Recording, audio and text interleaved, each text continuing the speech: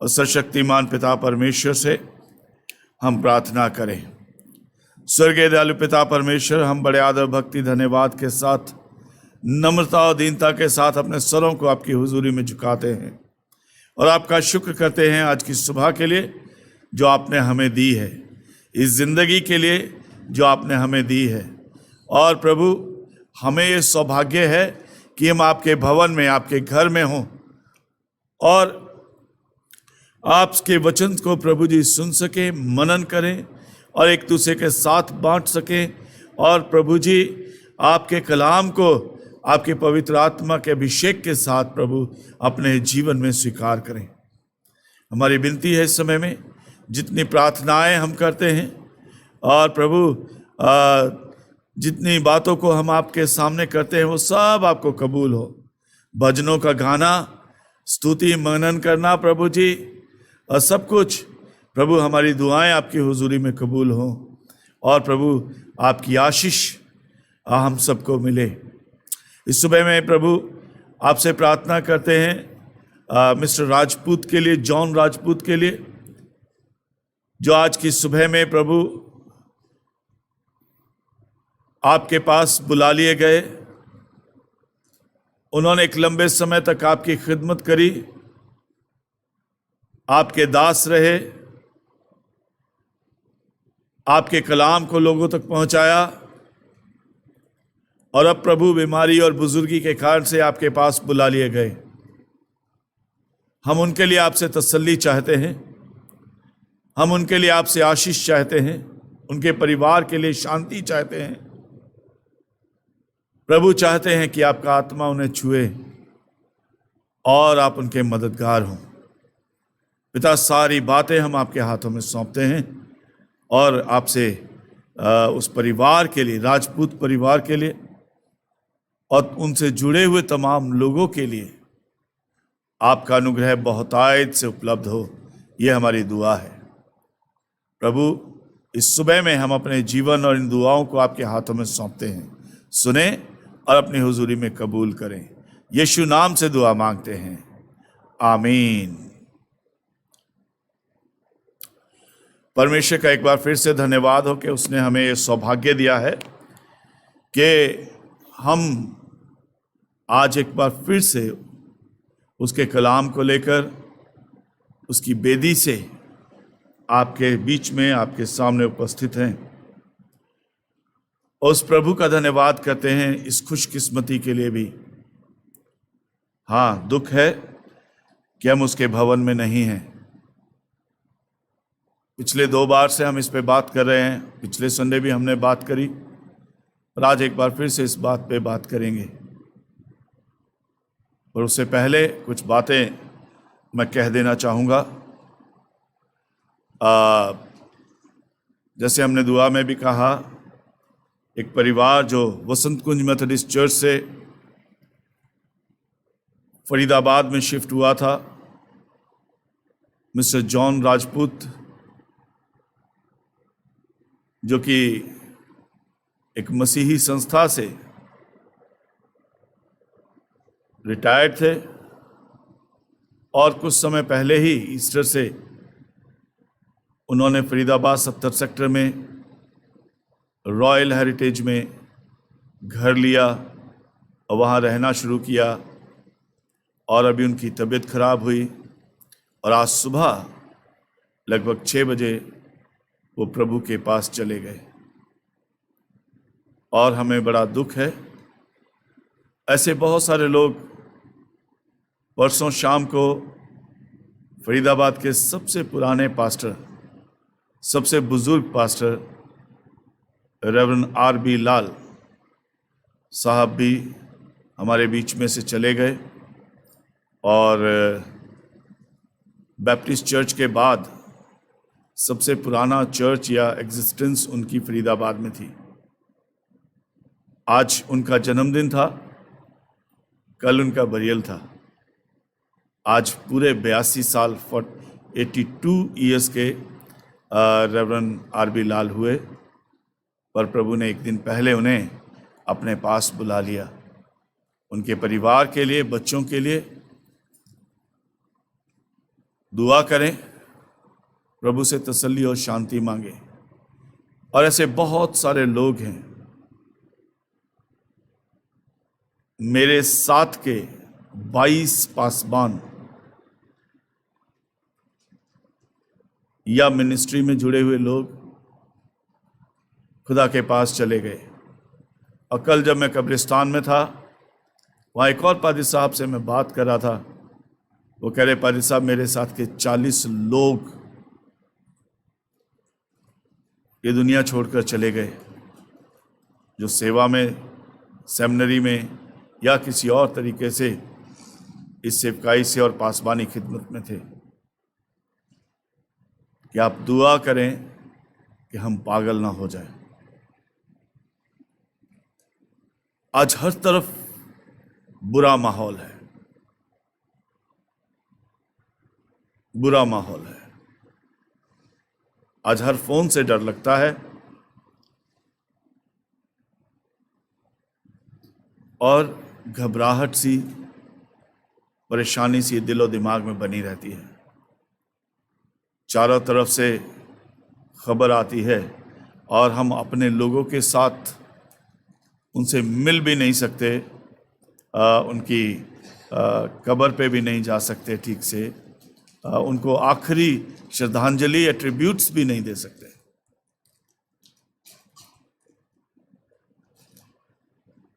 दुआ करें कि कोविड जो है वो जाए। इसके साथ एक और बात मैं आपके नॉलेज में डालना चाहूँगा, जिसे पिछले दिनों में मैंने देखा, नोटिस किया और तब सबको रिकलेक्ट किया। तो पिछले कई सालों पहले ये बात शुरू हुई थी, जब G5 आएगा या 5G आएगा। अभी हम 4G की जनरेशन है ना? तो हवा में रेडिएशंस कितना नुकसान पहुंचाएगा।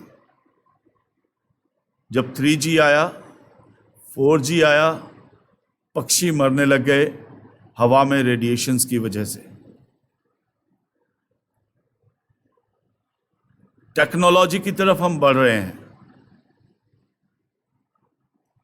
अब पिछले 3-4 दिनों में मैंने इसे खोजा, जब किसी तरीके से मेरे दिमाग में ये बात डली, तब हम सुनते थे कि बहुत बुरा हाल होगा। अभी पिछले दिनों में आप में से बहुतों ने महसूस किया होगा, 5G की टेस्टिंग चल रही है और आपको बिना किसी बात के, किसी भी बिजली के उपकरण से या कोई भी चीज जो अर्थिंग है या जमीन से जुड़ी है, मेटल की है, एकदम से करंट सा लग जाता है। बहुत लोगों को यह हो रहा है। उस चीज में करंट नहीं है, यह 4G रेडिएशन है जिसकी वजह से एकदम से करंट लगता है। फ्रिज से, टीवी से, किसी भी स्टील, पीतल, लोहे की चीज से। और हमारे हाथों की नसें और हमारी नसों में वाइब्रेशन सा हमें महसूस हो रहा है इन दिनों में। बहुत सारे लोगों का ये कहना है, बहुत सारे लोगों का मेडिकली रूप से भी ये कहना है। और ये बात 5 साल पहले शुरू हुई थी। जब 5G आएगा तो ऐसा होगा। अभी पानीपत से किसी ने कोर्ट में अपील डाली है, शायद और लोगों ने भी डाली होगी। न्यूज़पेपर की कटिंग में देख रहा था फेसबुक पे, और उन्होंने ये कहा है कि 5G की टेस्टिंग रोकी जाए और 5G रेडिएशंस का मैं नहीं जानता कहां तक सच है, और जो मैंने सुना और उसे इवैल्यूएट किया, तो 5G रेडिएशंस जो हवा में है, बहुत सारा नुकसान कोविड-19 के समय में, या जिसे कोविड-19 का साथ ही जोड़ दिया गया, या कोविड-19 उसकी वजह से, ये कोविड-21 उसकी वजह से बढ़ रहा है।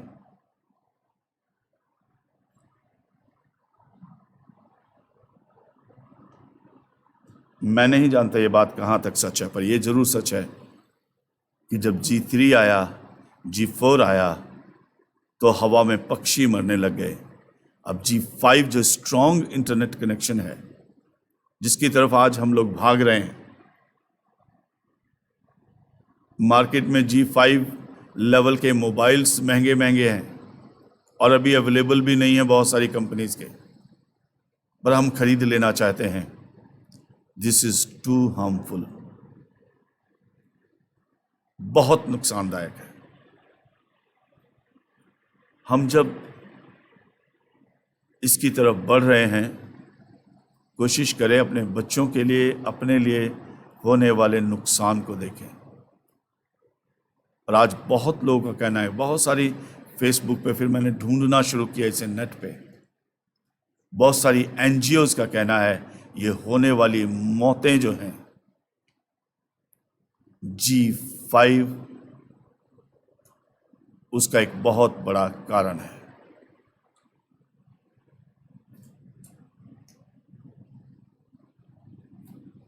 और तभी जब हम कोविड टेस्ट करा रहे हैं, सरकार अपने तरीके से कह रही है, अब सरकार क्या कह रही है वो सरकार जाने, कितना झूठ कितना सच, और उनको परिस्थिति संभालनी है, मैं उनके बारे में कुछ नहीं कहूँगा। पर आज मेडिकल रिपोर्ट्स क्या हैं कि आप जितने मर्जी टेस्ट कराएं, आपको कोविड है, पर रिपोर्ट्स में नहीं आ रहा है। हकीकत में वो कोविड शायद नहीं है,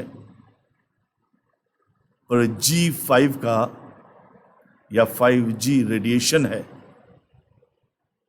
जो हमारे शरीरों में घुस के नुकसान कर रहा है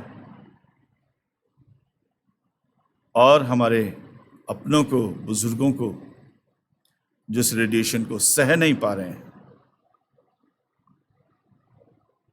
उनको मौत के मुंह में ले जा रहा है।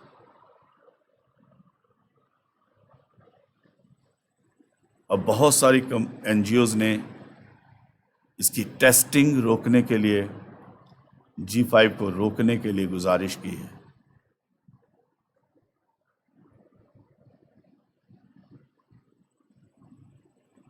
मैं फिर से कहूंगा, मेरे पास कोई ऑथेंटिक स्टेटमेंट नहीं है ये, पर हाँ, बहुत सारी बातों को ध्यान में रखते हुए, बहुत सारी चीजों को सुनने, देखने और कंसीडर करने के बाद आज ये बात मैं आपसे कह रहा हूं। पर जो भी है, दुआ करें कि खुदा इस रेडिएशन को, इस वायरस को, इसीलिए आज कहा जा रहा है कि कूलर मत चलाइए, बाहर की तरफ कूलर मत रखिए, क्योंकि ये रेडिएशन कूलर की हवा से, वायरस कूलर की हवा से आपके घर में घुस रहा है।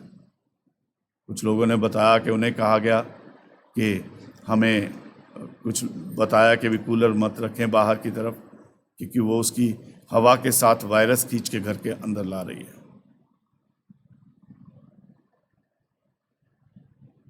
दुआ करें कि रेडिएशन, ये वायरस, ये वायरल, ये इन्फेक्शन किसी भी कारण से है, किसी भी बैकग्राउंड में है,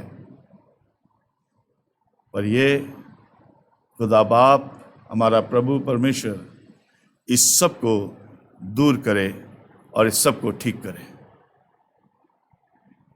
और जो नुकसान हो रहा है लोगों का, जो मृत्यु हो रही है, उससे वो खुदा बाप बचाए। ये एक बड़ा रीज़न है ना। एक और रीज़न को आज कलाम के ज़रिए से देखेंगे, और मेरी दुआ है कि आप लोग सलामत रहें, सब लोग सलामत रहें। हम रोज़ आपके लिए प्रार्थना करते हैं, और हर अल्टरनेट डेज पे मेथोडिस्ट चर्च के हम जितने पास्टर्स हैं, बिशप साहब भी हमारे बीच में होते हैं जूम पे। रात को 11 बजे से सुबह 3, साढ़े 3 तक, 4 तक बज जाते हैं कि हम ऑनलाइन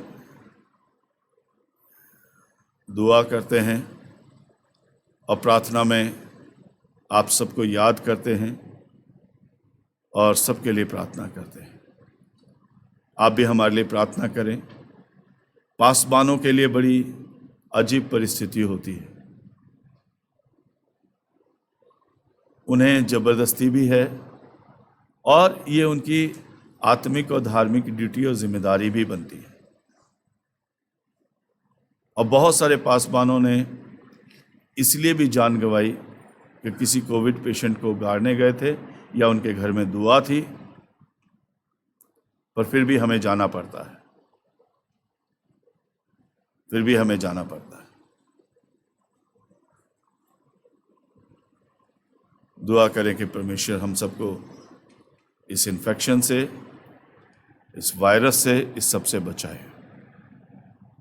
हमारे परिवारों को भी याद रखें और प्रभु के हाथों में सौंपें। और वो लोग जितनों की खबर मेरे पास नहीं भी है, कोविड पेशेंट हैं, उनको दुआ में याद रखें। जो बीमार हैं उनको दुआ में याद रखें। जिनके बारे में मैं नहीं भी जानता पर आप जानते हैं और वो आज इस दुनिया में नहीं रहे किसी भी कारण से, उनको दुआ में याद रखें। और एक बार फिर से कहूँगा, रेवरेंड गयूर मसीह को, जो पिछले लगभग 20-22 दिन से लखनऊ में पीजीआई में एडमिट हैं, आईसीयू में हैं, पादरी साहब हैं, उन्हें दुआ में याद रखें। उनकी बेटियां हैं, 2 पत्नी हैं, उन्हें याद रखें। उनके साले साहब हैं, उन्हें भी कोविड हो गया, पादरी साहब को संभालते संभालते, उन्हें अपनी दुआ में याद रखें। हम 1 मिनट के लिए अपनी आंखों को बंद करेंगे और जितने आपकी याद में आते हैं इस 1 मिनट में,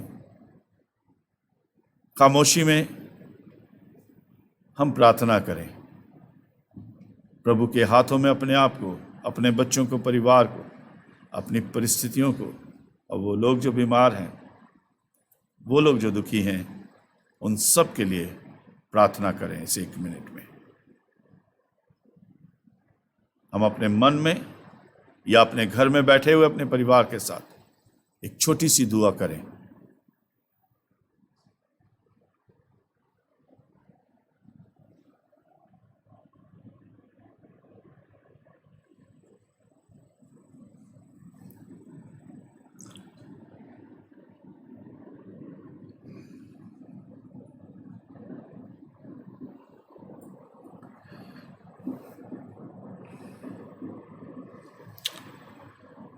प्रभु जी, इन सभी को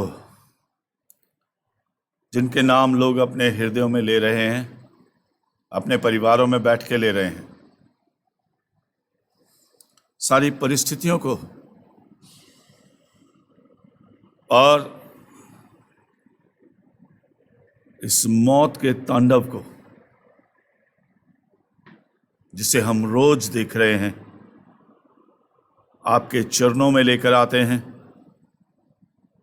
आपके सामने लेकर आते हैं। और प्रभु, ये सारी प्रार्थनाएं जो आपके बच्चे इस समय में कर रहे हैं, हम चाहते हैं प्रभु यीशु आप सुने और कबूल करें। बीमारों को चंगाई दें, जिनके घर में शोक है उनको तसल्ली दें, और जो सुरक्षित हैं प्रभु, आपके अनुग्रह से उन्हें और सुरक्षित रखें। इस समय में जो फाइनेंशियल क्राइसिस लोगों के साथ हो रहे हैं, उन सब में भी आप सुरक्षित रखें।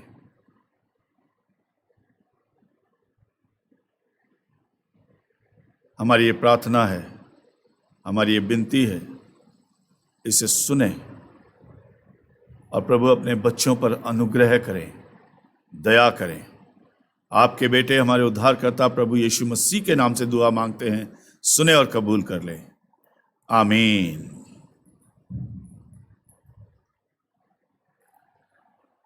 एक और छोटा सा अनाउंसमेंट है, ये फरीदाबाद के मसीहों के लिए है और डबुआ मेथोडिस्ट चर्च के लोगों के लिए भी है। व्हाट्सएप पे भी आपके पास आएगा और ज़रूरी है, जो कब्रिस्तान कमेटी है, सेमेट्री कमेटी है, उन्होंने येलो कार्ड की कीमत वो 2,000 रुपये कर दी है। नंबर 1, पहले 1,000 रुपये थी, 2,000 कर दी है। दूसरी बात, अगर कोई भी सदस्य के घर में या किसी भी परिवार में मृत्यु हो जाती है,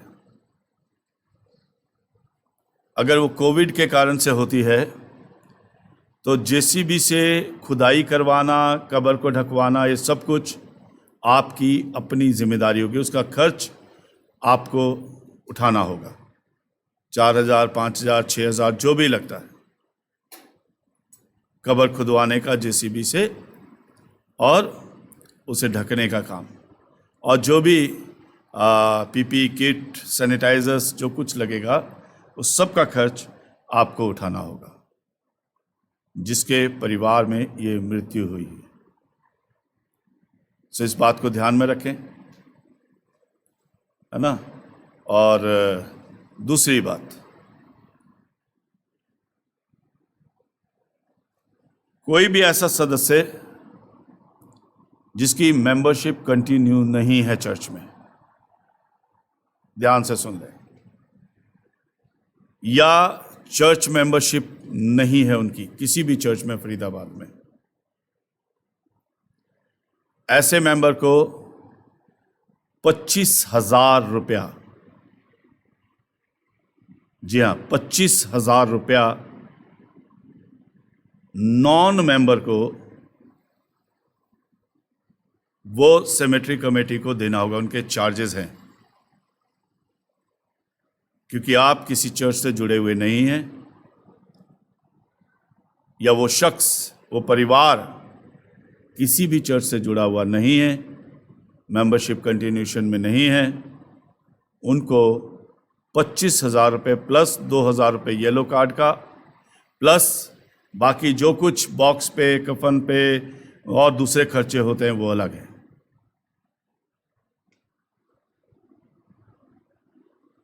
कोई भी मिसहैपनिंग हो जाती है, एज ए पासबान हमें बड़ा दुख होता है जब ऐसे केस आते हैं, और कोविड के समय में जब लोगों के पास पैसा नहीं है।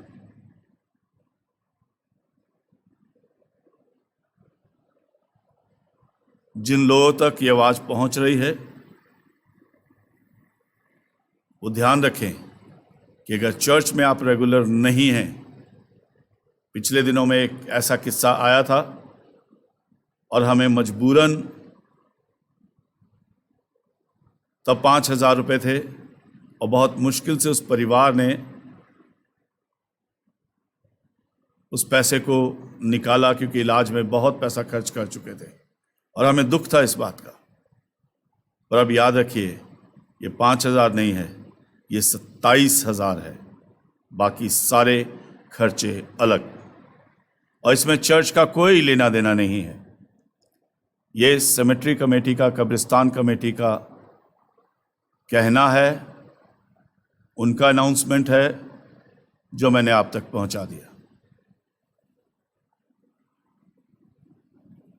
अब नॉन मेंबर में अगर आपके घर में भी कोई आकर रुका हुआ है रिश्तेदार, वो भी उसी 27,000 के अंडर में आएंगे। मैं नहीं जानता हम इसे कैसे करेंगे, पर पहली बार मेरी जिम्मेदारी ये बनती है कि आपको ये बता दूं। जो लोग चर्च के मेंबर थे कभी छोड़ के अपने घरों में बैठे हुए हैं, जिनका रिश्ता चर्च से सिर्फ ईस्टर और क्रिसमस का रह गया, जिनके चर्च के कोई भी चर्च में लेना देना नहीं है। अगर कोई मिसहैपनिंग होती है क्योंकि आपका नाम कब्रिस्तान में नहीं गया है, इसलिए आपको 27,000 रुपया प्लस और खर्चा देना होगा। और अगर ये कोविड की डेथ है तो लगभग आप सोच के चलिए लगभग 35 से 40,000 रुपया आपको ऑल टुगेदर खर्च करना पड़ेगा। जेसीबी से खुदाई, सैनिटाइज़र, पीपी किट और बाकी सारी चीज़ें। याद रख लीजिए, नॉन मेंबर के लिए 27,000 रुपये, 25,000 रुपये प्लस 2,000 रुपये कार्ड का, और मेंबर के लिए 2,000 रुपये येलो कार्ड की कीमत हो गई है। ध्यान रखें इसे और दुआ करें, समझ लें इस बात को, लौट आएं चर्च में। खुदा आशीष दे, खुदा आशीष दे। पिछले संडे हम बात कर रहे थे और हमने इफिसियों की पत्री उसका 5 अध्याय और उसका 14 पद से लेकर 17 पद तक पढ़ा था। इफिसियों की पत्री 5 अध्याय 14 से 17 तक। और उससे पहले मैंने वो कहानी सुनाई थी रेवरेंड J.F. पीटर की। हम उसी को कंटिन्यू करेंगे। दाऊद ने कहा, मेरे मुंह के बोल, मेरे हृदय के ध्यान तेरे सम्मुख ग्रहण योग्य ठहरे। ऐ खुदा, मुझे मेरे गुप्त पापों से बचा, नासमझी के पापों से बचा, ढिठाई के पापों से बचा, और मुझे जो है इन सारी तकलीफों से, ऐसे जो पाप के रास्ते हैं जिन पे मैं हूं, उन सब से बचा। मेरी मदद कर कि मैं पश्चाताप करूं, मैं लौट आऊं, मैं आप में स्ट्रांग बन जाऊं, मजबूत बन जाऊं, स्थिर बना रहूं।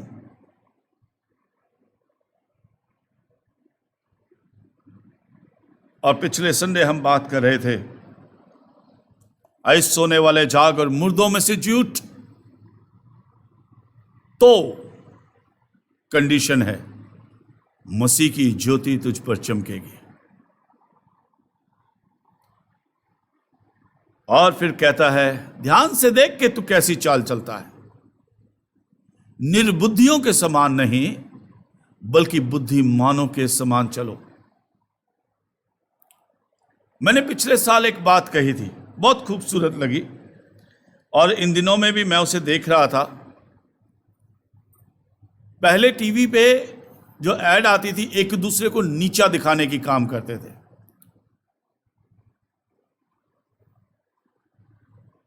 एक दूसरे के प्रोडक्ट को नीचा दिखाने का, कमजोर दिखाने का, अपने आप को बेहतर दिखाने का। तब डिटॉल और लाइफ बॉय वालों ने एक बड़ी अच्छी सी ऐड निकाली। कोविड-19 में डिटॉल या फिर लाइफ बॉय साबुन से हाथ धोने से, हैंड वॉश से हाथ धोने से, या सैनिटाइजर से क्लीन अप होने से, या किसी और से, है ना, उन्होंने सिर्फ अपने को ही नहीं बल्कि दूसरों को भी, पर इस बात पे जोर दिया कि हम इस बात को समझ लें कि हमें हाथ धोना है। और सिर्फ मुझे अपना ही प्रोडक्ट नहीं, बहुत इंसानियत, मॉरली इट वॉज ब्यूटीफुल। नहीं तो ये ऐड वाले जो है ना, ये जो नए नए लोग आए हैं, पहले ऐसी ऐडें नहीं होती थी। एक दूसरे की इज्जत रखते थे। आज तो पता नहीं होता है, बीड़ी की ऐड दिखाते हैं और ऐड के साथ लड़की दिखाते हैं आधे से भी कम कपड़ों में, वो बुरा लगता है। और गंदी गंदी भद्दी भद्दी ऐड एजेंसियां दिखाती है जिन पे कोई सेंसर, कोई कैंची नहीं चलाता है, क्योंकि आज हम कमर्शलाइज्ड हो गए हैं, सिर्फ पैसा चाहिए। पर अभी दोबारा मैं देख रहा था, और मैं सोचता हूं आप सब देखिएगा इस आराधना के बाद, लाइफ बॉय ने कहा कोविड गया नहीं है, पर हमने जो अच्छी आदतें अपनाई थी उन आदतों को हमने छोड़ दिया। और जब इस ऐड को मैं देखता हूं बार बार, और आप भी इस पे सोचिएगा कैसा लगता है। जब कोविड शुरू हुआ था हम दिन रात दुआ करते थे।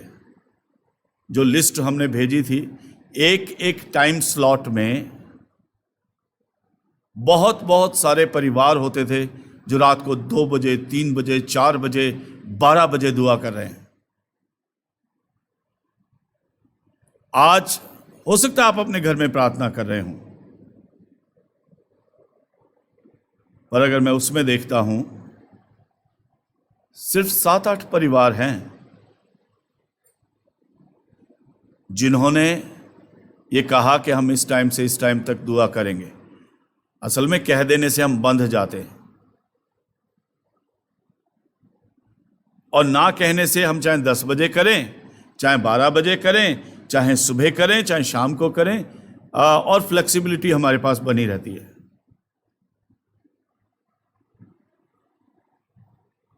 पर बहुत कम लोगों की गिनती वहां पर है, नाम वहां पर है। और शायद वो सीरियसनेस, कोविड अभी गया नहीं है, वो कोविड-19 था, ये कोविड-21 आ गया। और एक और खतरनाक बात यह है, जो आज भी साइंटिस्ट, मेडिकल वाले कह रहे हैं कि अभी कोविड का 3rd फेज आना बाकी है, जो इससे भी ज्यादा खतरनाक होगा।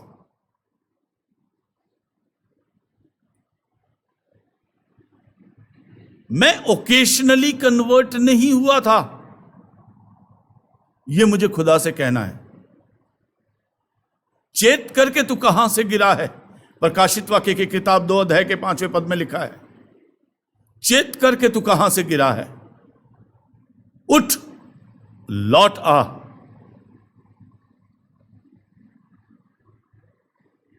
और हम जैसे 2020 में सीरियस हुए थे दुआओं के लिए, हमारी जिंदगियां, हमारे आंसू, हमारे पश्चाताप, आज हम उस सब से वापस आ गए। अब तो हम 2019 का कोविड खत्म हो गया, और फिर से मैं उसी प्रीचिंग पे जाऊंगा कि उस प्रीचर को अगर आपने याद किया, 3 लगातार एक ही प्रीचिंग करता रहा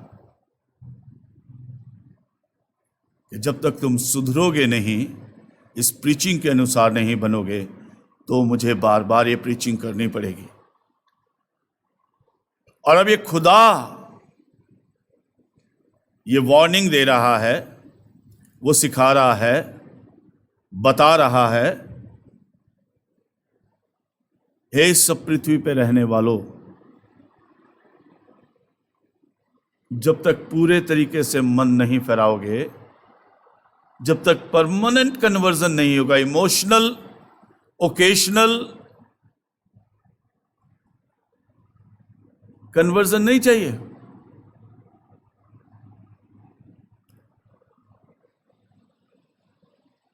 अभी चाहिए तो वो कन्वर्जन चाहिए जो रुके, जिसमें हम बने रहें, छोड़ ना दें उन अच्छी आदतों को, दुआ की आदतों को, प्रार्थना की आदतों को। और दुआ प्रार्थना के साथ शायद बहुत कुछ, स्वभाव में नम्रता। कल कब्रिस्तान में हम बात कर रहे थे कि पिछले साल कोविड में लोगों को नम्र होना बहुत सिखाया, और हम फिर से रूड बनते चले जा रहे हैं, फिर से रूड बनते चले जा रहे हैं। चेत करके तू कहां से गिरा है, लौट आ। और जो हमने देखा, हे सोने वाले जाग और मुर्दों में से जी उठ, तो मसीह की ज्योति तुझ पर चमकेगी। इसलिए ध्यान से देखो कैसी चाल चलते हो, निर्बुद्धियों के समान नहीं, बुद्धिमानों के समान चलो। अवसर को बहुमूल्य जानो। मेरे अजीजों, हम नहीं जानते कब ये जान ले ली जाएगी, और तब हमें मौका भी नहीं मिलेगा पछताने का,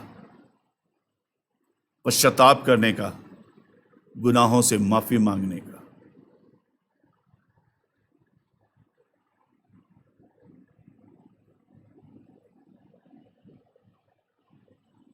इसलिए हम अपने पुराने से कामों को छोड़ दें, खुदा के पास लौट आएं, इस अवसर को बहुमूल्य जाने, इस अवसर को बहुमूल्य जाने।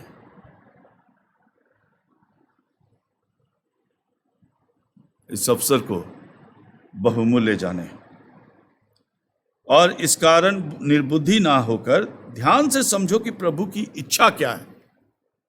आज इसकी तरफ थोड़ा सा बढ़ेंगे। क्या जो मैं कर रहा हूं वो प्रभु की इच्छा है?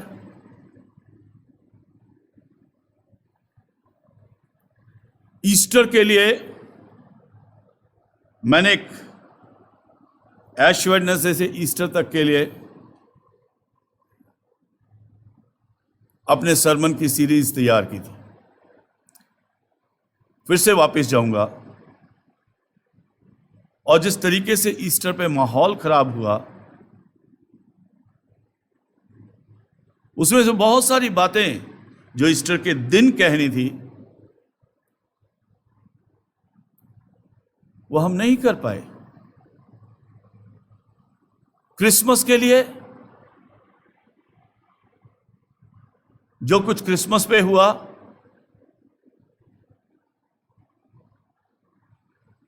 मैंने उसकी वीडियो जब दोबारा देखी, आज भी रोना आता है जो क्रिसमस पे इस ऑल्टर पे हुआ। कोई कान में आकर कुछ कहता है, कोई वेदी पर आकर कुछ कहता है। वो वीडियो है पूरे की, आवाज भी डबिंग है उसमें। और जब वो आई मेरे पास, मैंने उसे देखा। हम जब देखते हैं उसे तो बहुत दुख होता है, पर उसका एक बड़ा अर्थ ये है कि हम जो थे उससे बदले नहीं हैं। हम जो थे ईस्टर का, क्रिसमस पे इतना बड़ा होने के बाद, हमसे मतलब एक आदमी की बात नहीं कर रहा मैं, क्रिसमस वाले उन 2-3 आदमियों की बात नहीं कर रहा मैं, गुड फ्राइडे वाले 2-3 लोगों की बात नहीं कर रहा जिनकी वजह से पूरा गुड फ्राइडे और ईस्टर सब कुछ खराब हो गया। और हम सब परमेश्वर के सामने इन सारी बातों के लिए जवाबदेही हैं। हमें अपने आप को काबू में रखना भी आना है, और ध्यान से देखना है जो यहां बात कही गई है। इस कारण निर्बुद्धि ना हो, ध्यान से समझो कि प्रभु की इच्छा क्या है। ये मेरी इच्छा है, ये शैतान की इच्छा है, या ये मेरे खुदा की इच्छा है? ये आपकी इच्छा है, ये शैतान की इच्छा है, या ये खुदा की इच्छा है? और बहुत बार हम अपनी इच्छा को खुदा की इच्छा बता देते हैं।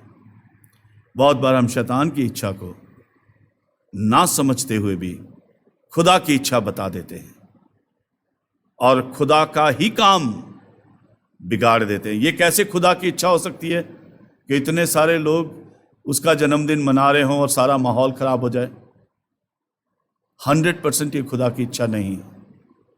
ये कैसे खुदा की इच्छा हो सकती है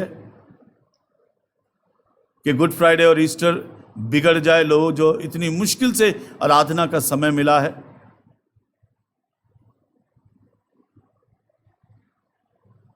और मैं पहले से कह रहा था अवसर को बहुमूल्य जानो। पता नहीं ईस्टर भी हमें करने को मिलेगा कि नहीं मिलेगा, कब लॉकडाउन हो जाएगा, कब बंद करना पड़ेगा। और देखिए बदकिस्मती हमारी, और इसके लिए कोविड अपने आप में एक बहाना है, पर सारी दुनिया की एक सी कहानी है। हम खुद जिम्मेदार हैं, हम खुद जिम्मेदार हैं। नूह की कश्ती में बाढ़ आई थी। बाढ़ इसलिए नहीं आई थी क्योंकि बाढ़ को आना था, बाढ़ इसलिए आई थी क्योंकि लोगों के काम खराब हो गए थे। बाढ़ इसलिए आई थी, खुदा ने कहा इनके मन में जो कुछ पैदा होता है अब बुरा ही बुरा होता है, इनका नाश कर देना मेरे लिए जरूरी बन गया है, खत्म कर देना। और तब जमीन के नीचे से, आसमान के ऊपर से, चारों तरफ से पानी ही पानी आ गया।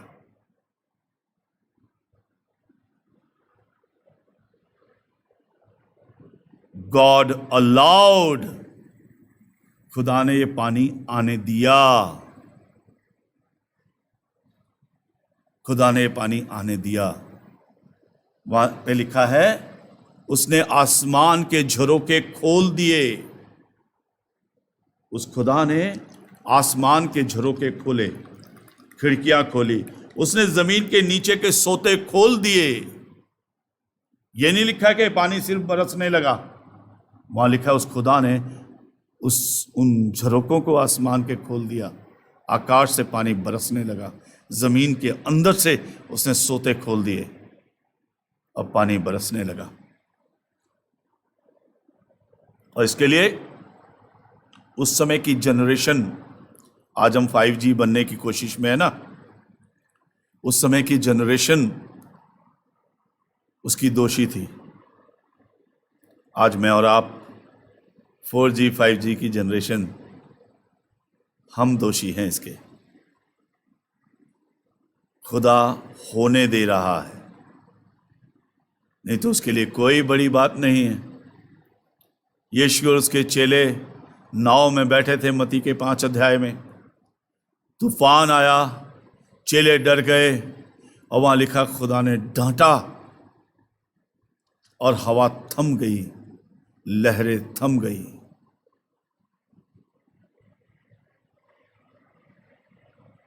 वो जो मुर्दों को जमीन में से उठाकर खड़ा कर देने वाला खुदा है।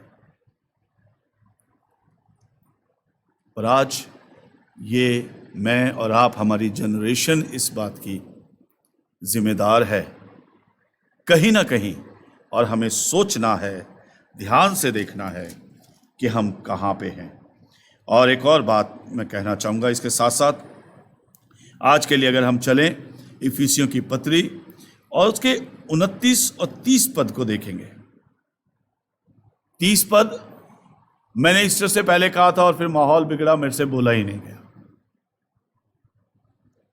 और तब मैंने इसको इस बात को आपके सामने रखना चाहा था, पर एक अलग तरीके से, आज एक अलग तरीके से। 30 पद पर मैं 29 पद भी आपके लिए पढ़ दूंगा। 27 से हम पढ़ दें तो अच्छी पढ़ लेता हूं मैं, आप इसे पीछे से भी पढ़ सकते हैं। 27 में लिखा है, और ना शैतान को अवसर दो। ठीक है जी, शैतान को अवसर ना दे। 27वें पद में लिखा है अवसर को बहुमूल्य जानो, प्रभु की इच्छा जानो।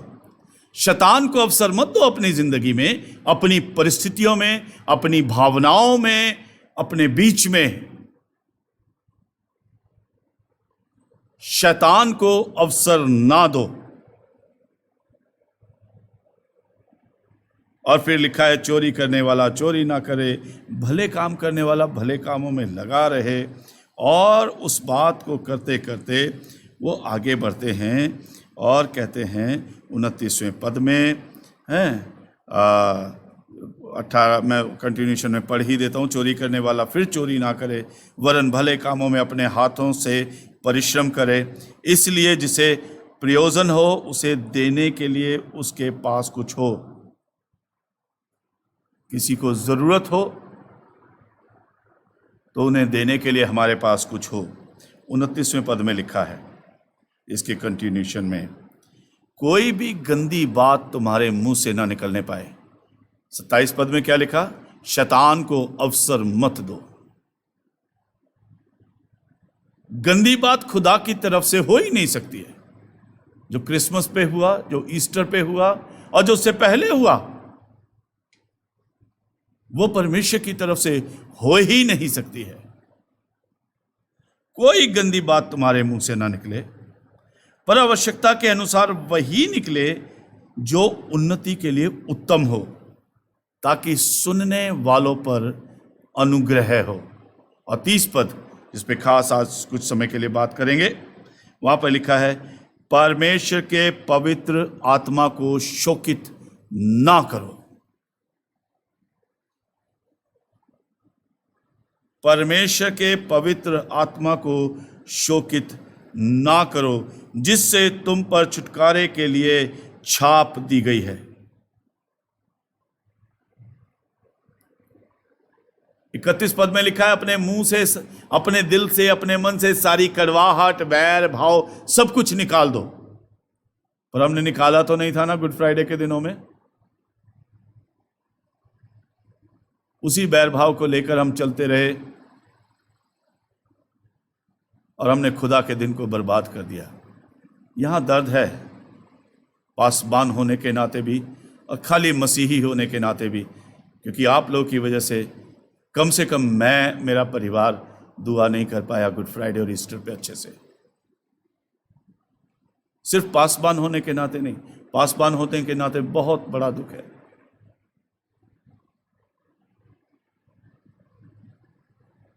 और एक भूख के साथ ईस्टर मना रहे थे, एक भूख के साथ गुड फ्राइडे मना रहे थे।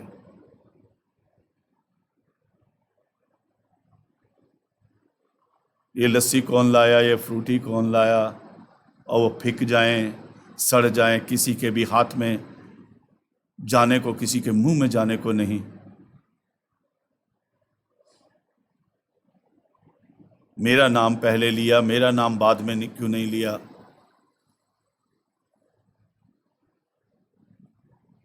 इस पैसे का क्या होगा, उस पैसे का क्या होगा?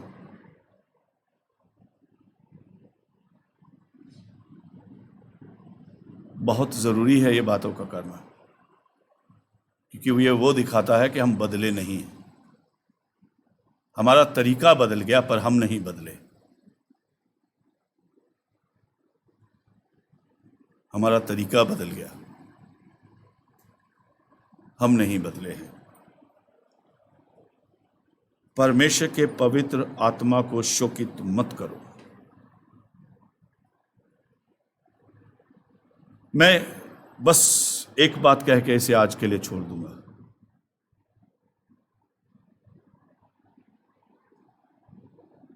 आज परमेश्वर का आत्मा शोकित है।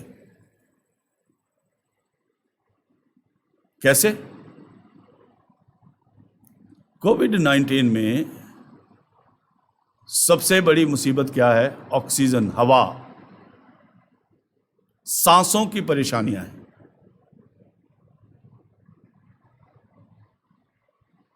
ध्यान दीजिएगा मैं क्या कह रहा हूं। सांसों की परेशानियां हैं, हमें सांस लेने में दिक्कत है। अल्टीमेटली गुर्दे खराब हो गए, हवा और ऑक्सीजन को लेने के लिए, सुकेड़ने के लिए, फैलने के लिए उनके पास जगह नहीं रही, और आज सांस लेने में दिक्कत है। वापिस चलें उत्पत्ति की किताब में। खुदा ने इंसान को बनाया, मिट्टी को उठाया, एक पुतला बनाया,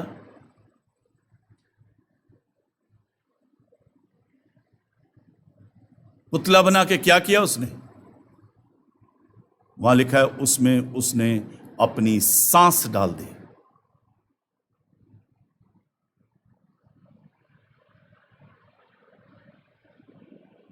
कुछ ट्रांसलेशन में लिखा है उस खुदा ने उस मनुष्य में अपनी आत्मा, अपनी रूह डाल दी, क्योंकि हम उस खुदा की आत्मा को शोकित कर रहे हैं। आज उस खुदा की आत्मा हमारे अंदर रहने के लिए तैयार नहीं है। आज वो खुदा की दी हुई सांसें हमारे अंदर रहने के लिए तैयार नहीं है। And this is again a warning from God. खुदा ने मनुष्य को बनाया और उसके अंदर अपनी सांसें डाल दी।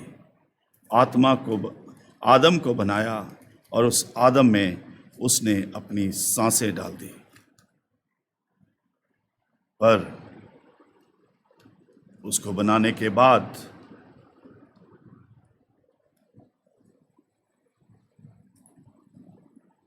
जब उसमें अपनी सांसें डाल दी, आज वो सांसें बाहर निकल जाने को तैयार हैं। आज वो सांसें हमारे अंदर नहीं रहना मांग रही हैं। कोविड-19 एज अ पास्टर, खुदा की आत्मा शोकित है, खुदा की रूह शोकित है। इसलिए जो आत्मा उसने हमारे अंदर डाली, जो सांसें उसने हमारे अंदर डाली, आज उन पवित्र सांसों को, आज उन पवित्र आत्मा को हमारे अंदर रहने को स्थान नहीं मिल पा रहा है।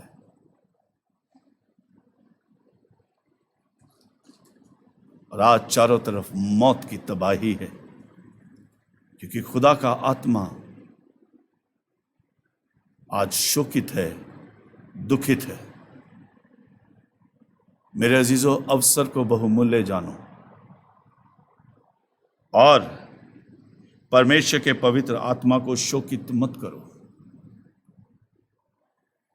परमेश्वर के पवित्र आत्मा को शोकित मत करो, नहीं तो इस जमीन पर, जैसा यहां पे लिखा है, छुटकारे के दिन के लिए छाप दी गई है हमारे पर। और इस जिंदगी के बाद रोजे कयामत के दिन ये जो छाप हम पे लगी है ना, ये छाप नहीं दिखाई देगी खुदा को, तो दूसरी मृत्यु भी हमारा इंतजार कर रही होगी। I am strong, I am rough, but this is word of God.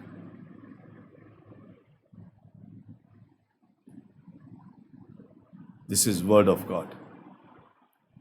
परमेश्वर के आत्मा को शोकित मत करो।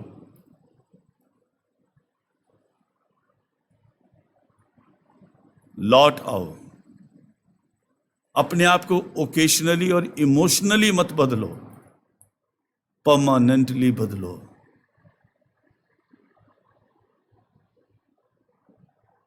परमानेंटली बदलो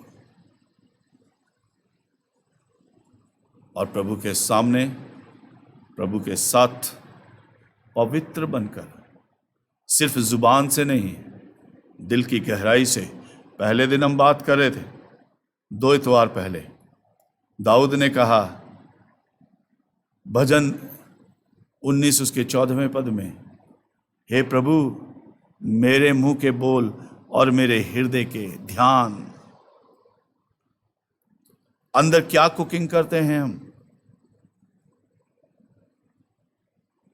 कुकर के अंदर क्या कुक हो रहा है? हवा नहीं निकल रही है, पर जब सीटी बजती है ना जी, तो खुशबू उसी की आती है जो कुकर के अंदर कुक हो रहा होता है।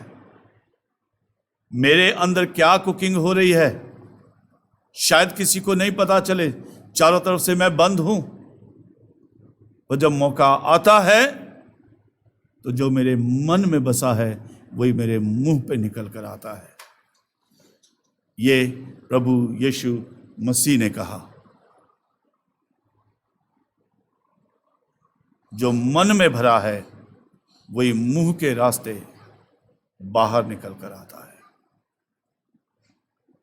आइए 1 मिनट के लिए खामोश हो जाएं। हम देखें कि हम अवसर को बहुमूल्य जान रहे हैं कि नहीं। हम खुदा की आत्मा को शोकित कर रहे हैं। क्या हम ध्यान से देख रहे हैं कि प्रभु की इच्छा क्या है? क्या उस मोहर को, वो स्टैंप जो हमारे ऊपर लगी है, उद्धार की, प्रभु यीशु मसीह की मोहब्बत की, उसके बलिदान की, रोजे क़यामत के दिन के लिए, क्या उसकी आत्मा को शोकित करके मैं धीरे धीरे इस मोहर को, इस स्टैंप को मिटा तो नहीं रहा?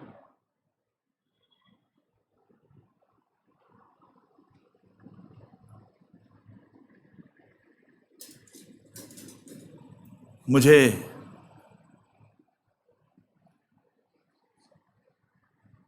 दूसरा कुरिन्थियों 5 अध्याय के 10वें पद में याद आता है, लिखा है कि अवश्य है कि हम सबका हाल परमेश्वर के न्याय आसन के सामने खुल जाए और उन सारे कामों का बदला पाएं जो हमने देह में रहते हुए किए हैं।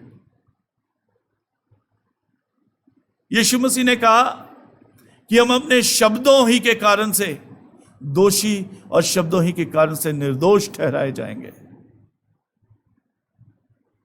और अगर हम कहते हैं कि खुदा शरीर का न्याय नहीं करेगा, आत्मा का न्याय होगा, तो उस आत्मा को जो हमारे शरीर में उस प्रभु ने रखी है, उसे अपने अंदर से शोकित मत करो।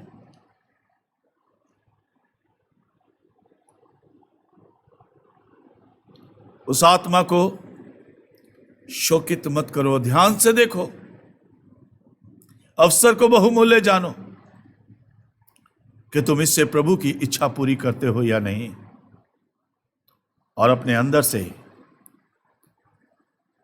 उस स्टैंप को हम हल्का कर रहे हैं, मिटा रहे हैं, या क्या कर रहे हैं? अगले पद में साफ रीति से वो कहता है, सब प्रकार की कड़वाहट, क्रोध, इफिसियों 4 अध्याय उसका 31 पद, हर प्रकार के से अपने पास से निकाल दो। सब प्रकार की कड़वाहट मनों से निकाल दो, प्रकोप को और क्रोध को, कलह को, निंदा को, बैरभाव को, इन सारी चीजों को अपने आप से दूर कर दो। एक दूसरे के साथ कृपालु और करुणामय बनो, जैसा परमेश्वर में मसीह यीशु में हमारे अपराध क्षमा किए गए हैं, वैसे ही एक दूसरे को भी क्षमा करो। सर्वशक्तिमान पिता परमेश्वर, हमारी सहायता कर। आज सांसों को लेने में कठिनाई है, चारों तरफ वही हवा है, पर आज मेरे अंदर मेरे फेफड़े हवा लेने से मना करते हैं। वो सांस जो तूने पहली बार जब आदम को बनाया, जिसकी संतान शारीरिक रूप से हम सब हैं, वो सांसें आज इस शरीर के अंदर रहने से मना करती है। शायद अंदर से, मन से, रूह से हम इस लायक नहीं रहे कि सांसें हमारे अंदर रहें। हम पश्चाताप करते, हम माफी मांगते हैं प्रभु, हम लौट कर आपके पास आते हैं। हम अवसर को बहुमूल्य जानते हैं, हम चाहते हैं प्रभु कि हम और आपकी आत्मा को शोकित ना करें। हे प्रभु, हमारे मुंह के बोल, हमारे हृदय के ध्यान आपके सम्मुख ग्रहण योग्य हों। हे प्रभु, जैसे पौलुस ने कहा कि कोई गंदी बात तुम्हारे मुंह से ना निकलने पाए, पर आवश्यकता के अनुसार वही जिससे सुनने वाले की उन्नति हो और उस पर प्रभु का अनुग्रह हो।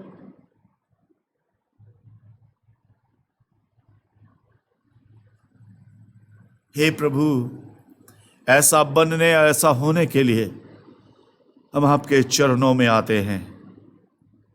और ये इमोशनली ना हो, ये ओकेशनली ना हो, ये कोविड-19 की वजह से ना हो,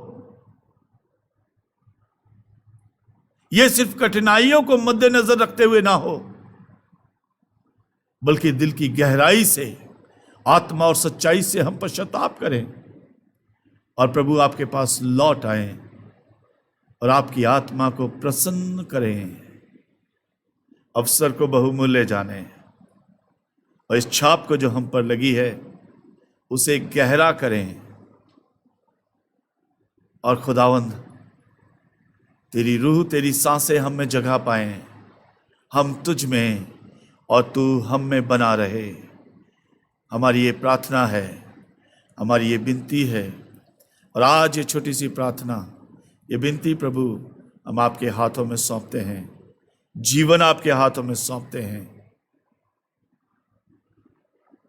आए बाप, आज ये दुआ आपके बेटे और हमारे उद्धारकर्ता प्रभु यीशु मसीह के नाम से होकर मांगते, सुने और कबूल कर लें। आमीन।